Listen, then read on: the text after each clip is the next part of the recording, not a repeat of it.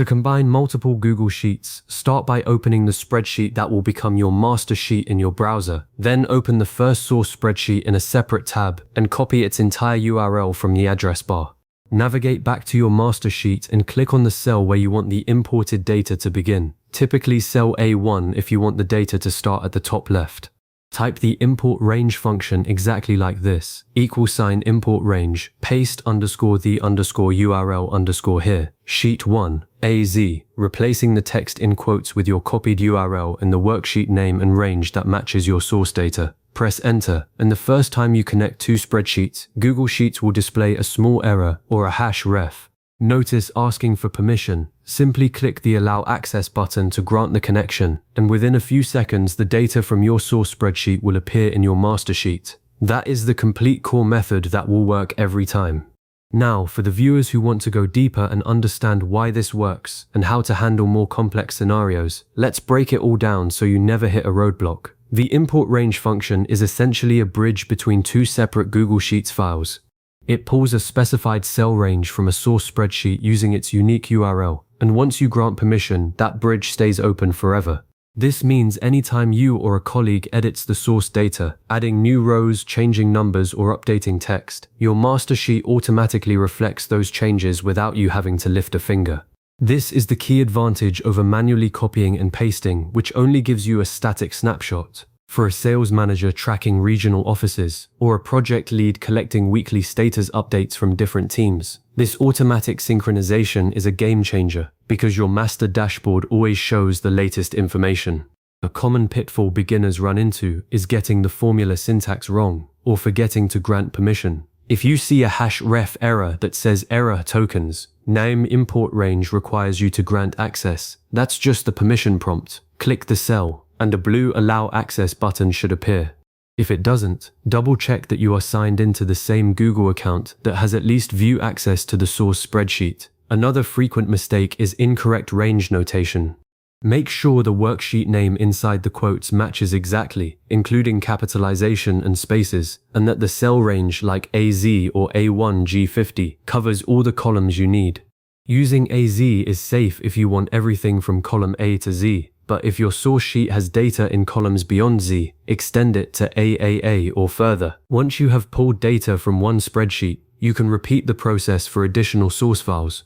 Simply open each new source spreadsheet, copy its URL, and write a new import range formula in a clean area of your master sheet, perhaps starting a few rows below the first import, or on a separate worksheet within the same file for better organization.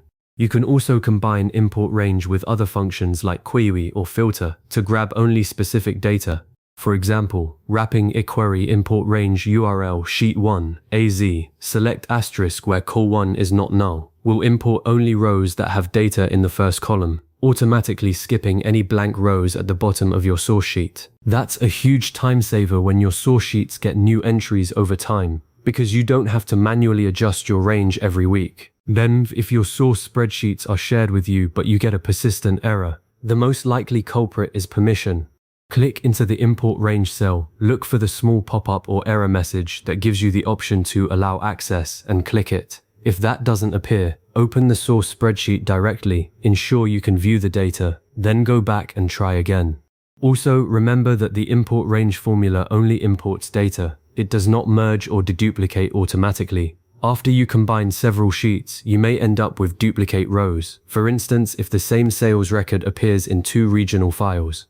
To handle that, you can use the unique function around your imported data, like dem unique import range, or manually sort and remove duplicates using Google Sheets' built-in data cleanup tool. When your master sheet is set up and all the data is flowing in, take a minute to format it for readability. Resize columns so the text isn't cut off. Apply bold headers if you added a header row manually, and consider adding filters to the combined dataset so you can sort by date, region, or any other column. To test that automatic updates are truly working, edit a value in one of your source spreadsheets, change a number, add a new row, then switch back to your master sheet. Wait a few seconds and you should see the change appear without you doing anything. If it doesn't update immediately, try refreshing the browser tab. If it still doesn't appear, double check that the source sheet URL in your formula is correct and that you haven't accidentally removed the permission. For larger projects with many source files, consider creating dedicated worksheets inside your master file for each import, then using additional formulas on a final summary sheet to pull and organize everything together. This keeps your data tidy and makes it easy to add new sources later. Always save your master spreadsheet after making changes, and if you share the master sheet with colleagues, they will be able to see the imported data too. They do not need separate access to each source spreadsheet, which simplifies collaboration. By now, you have successfully combined multiple Google Sheets into one centralized master spreadsheet, and you know how to keep the data synchronized automatically.